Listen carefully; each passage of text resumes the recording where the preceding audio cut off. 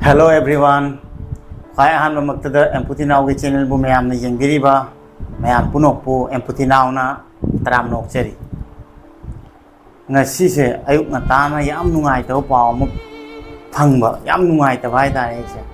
Paw se kari no har kan da khoi ai gi subscriber ichen na na WhatsApp ta thabirak pani ba. Adu da aina ta ba da ai khoi Diamond Radio da James ki channel je. Ngarang hack tau re na ta ba ai di ta ba aseng bara phagi ra na ko isamak na aina direct phone tau re ba ko aduga da James ta aina phone tau ga hangi ba thajabra thajadaba hai ai ngak pa hai ta re aduna ai phone tau ba matang do mayam du share tau ge ai da James ka apani wari sana ba matek to mayam du khangan ge adun mayam tamina si aina da James ka wari sana ba kan da same bra mani na try da mayam du khangjan ge na call ado tahan jara ke mayam. Hello da James kai noi paw ma ta ye chumro paw ye nungai paw ma tani number 1 ai diamond gi to ga diamond tv tawre number 2 ai account no hack taw kare ngara aduni kai no kana to no khang da bai kai nam boi tawi no cyber da budi chati do ngang amana budi recover taw bi ge na hai mamang da su mana taw gi ba hack taw gi ba gi kan gi ba itaw gi gyan ga na ma muslim ta gi sene na le de itaw gi gyan na to bai do ninga password sen to ki ba gi bai ga do recover taw gi hai ki da adamana taw bi ya ne di hai do khangdri to dik se do cyber crime gi ko branch da chati report am si taw de da ne da James ki paw ta sa thin nungai ti da James ni ne kara chawkhala di ngo se tawre do su channel ai tv channel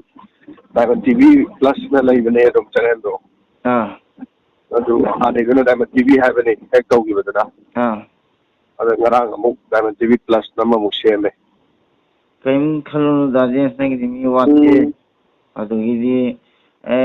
adai di ai ju da James support to ko ne hoi mai ti da James ai pen na kana nang gi mai paw ta ve pen di hoi ai nungai chai ba ta ta sing hoi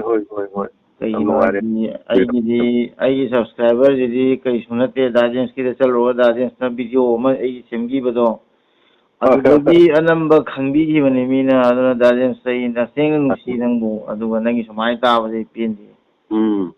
ai ju macha ma video isa itomna semaga ko hapchara ke da James ta support to boina oi to boina da Diamond TV Plus Manipur hai bane do yambagi se subscribe to view aduga link so hapchara dei ta bi ba in my ben sing mayam hoi ai mi ai subscriber lista so mi yengje dro so lik nei yenga so paudi jawjani na ne ma Facebook ta ju khangde adagi di somda WhatsApp ta ju khangde loina mak ta hapkala ke da James na ni pa le ya samne gi hoi time khan no ko okay aduga hoji ki amga hawi do adudang nai silaji da James pare ko okay hoi da James wa khan ngai lai bi thank you mani pula pun gi do ni ko lao ngai di bane hoi da James masini ma'am ai tasingna yam thina nungai te da James ki wari je ta ba da ado tasingna haire di YouTube ki platform da di ai gi dam ta ni da James se godfather gum mani hai ba da ato bi dikhang ne ko ai gi totally da James na gi live ki ya YouTube ta changes lo koi bi che da James ki through da gi ngasi ai se anam mana ju khangbi gi bani ai na da James ki studio da changi ba kan da subscriber sumna ta gi only 2k khatani lising ani khatani subscriber aduga da James na ai gi wari yam nung sina habdi me am gi pham da focus to bi gi ba habdi thadok bi gi ba ko adamaina social media da James na ai man da sandok ki badai ai subscriber jara ka bani ha bata ko aduna ai karim da su to bungam de adubu ai na haijaning badi dada hoi kiram badi ja de ko ado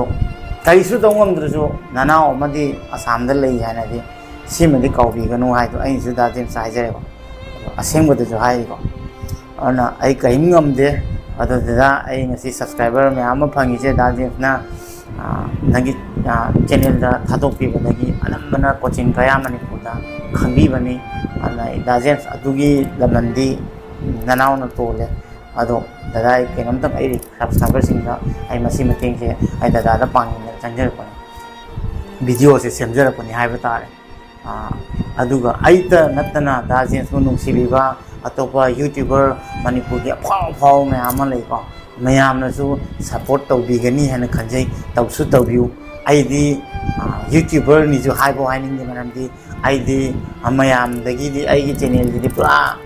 machani hai batare adu phau da ai pikraba channel sina su mi kharana yengbada aduga khara khaisina habadi share tawrokpada adum da James ki pau se jau bani banatra ai ni asmaina phau hai ning habada ai channel subscriber yaw mayam se moina ko ai channel dagi unsubscribe oraga da James ki channel da ko subscribe oi khasu ai kaimda nungai do boy da James boy asenga nungsi ai nga sai wari sana ba jam thi nungai te but da James nang kaim khan gano ado me am da James ki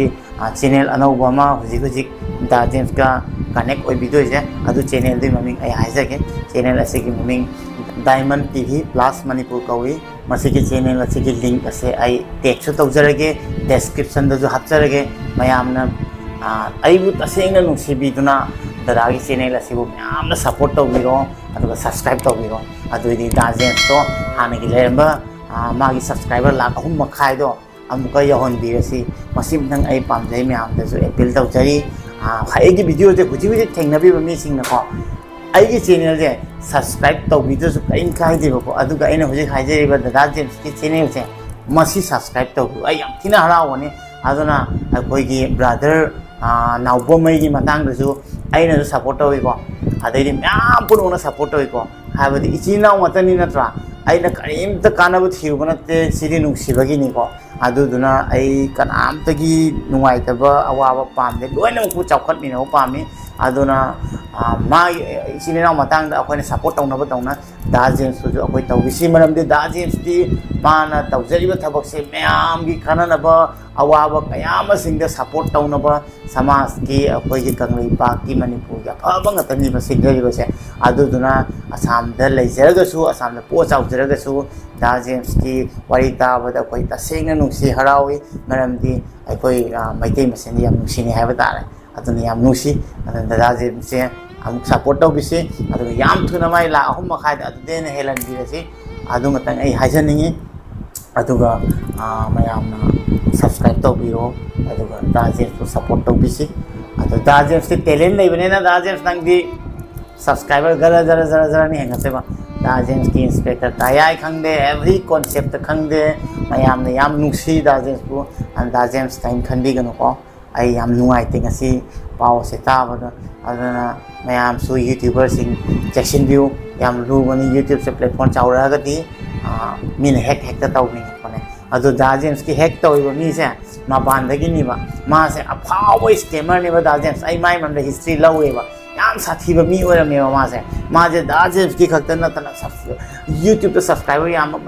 YouTuber ki account se ma ne hack taw re ba da James adu juna ma bu da James na ke cyber crime gi ron da gi lawba yaba action do lawkhat pyo aduga da James ki hana account do madu hanjilaga yam nungai gani adu oigadi pura best tare adu isu da James im kai de akoi yam lei loi support to gani da James ko da James na naw ni pai rom dei di masina tana ikai taju ngam ta de go da James but da James ta seng nei nungsi da James adarana to daily igi YouTube ki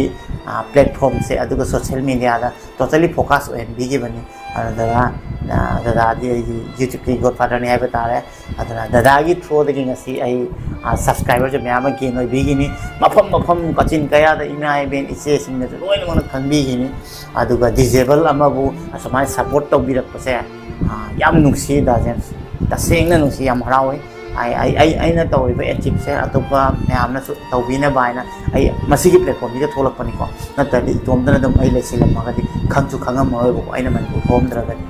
ado ai masi mata asi se wari solution jarage aduna myam tasenga dadabu support tawiu aduga ai unung sibiragadi dam ai gi subscriber puno da James ki channel aduga sapiduna